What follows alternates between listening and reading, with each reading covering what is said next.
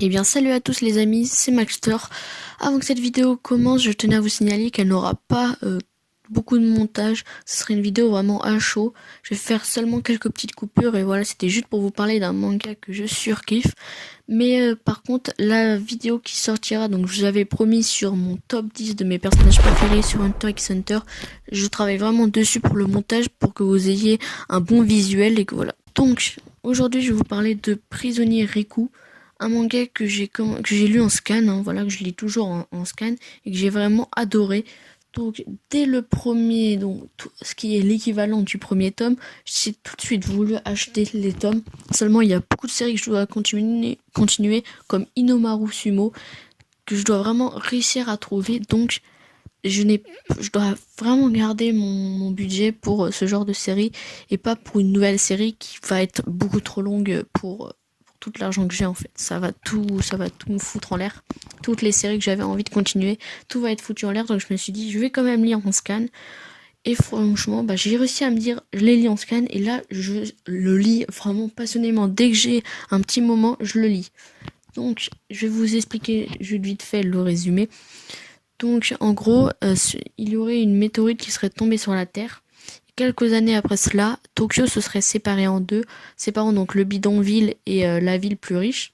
Et donc il va y avoir là-bas un jeune garçon qui s'appelle Riku et son grand-père est policier et lui considère pas que les gens du bidonville sont des déchets et veut faire régner la justice dans les bidonvilles. Sauf que voilà, un jour, son grand-père se fait tuer par le chef de la police. Et vu que Riku était sur le lieu de la scène, il se fait accuser du meurtre qu'il n'a pas commis.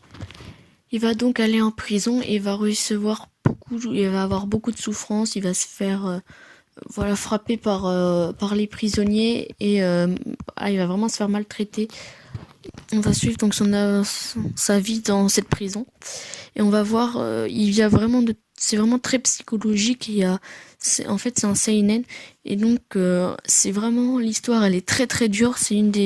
Pour moi, si c'est pas la première, c'est l'une des séries qui est la plus dure de toutes celles que j'ai lues. Encore une fois, si c'est pas la première. Et vraiment, on y voit des scènes de torture, tout ça. Donc c'est une très très bonne série, mais pour les gens un peu plus fragiles psychologiquement, je vous conseille pas cette série parce que les scènes peuvent être vraiment atroces. En plus de ça, le personnage principal, donc Riku, même en prison, veut protéger les faibles et donc se fait souvent vraiment frapper, tout ça. Parce qu'en fait, il veut aider et même quand il est à bout, il veut toujours aider les plus faibles contre les plus forts. Et c'est vrai que le manga montre un bon côté de l'être humain et en même temps le mauvais côté, des côtés vraiment mauvais. Et donc on voit par exemple des personnages qu'au début on croyait vraiment que c'était des gens mais cruels. Et en fait on se rend compte qu'en fait non, c'est des gens, ils ont vécu dans un environnement qui n'était pas adapté. Et donc voilà, on voit vraiment ces deux facettes de l'homme. Il faut vraiment réfléchir en fait. Plusieurs moments où on se pose des questions, est-ce qu'il va réussir à faire ça, est-ce qu'il va se faire attraper, tout ça. Il y a vraiment on se pose des questions vraiment tout le temps. Donc voilà, c'est la fin de la vidéo. J'espère en tout cas qu'elle vous aura plu. Encore une fois, je m'excuse pour le montage qui n'est peut-être pas très ouf, mais comme vous le savez, je vais faire une vidéo avec plus de montage sur mon top Hunter x Hunter. Donc voilà, je vous prie de m'excuser. Et sinon, il y a la vidéo de Phoenix sur les termes des otaku qui n'a pas fait tant de vues. Donc ce serait cool que vous alliez la monter au moins à la 20aine de vues, ça pourrait être cool. Et donc voilà, elle sera dans la description et le Discord de la chaîne et l'Instagram de la chaîne sera également dans la description. Et sur ce, moi je vous dis salut.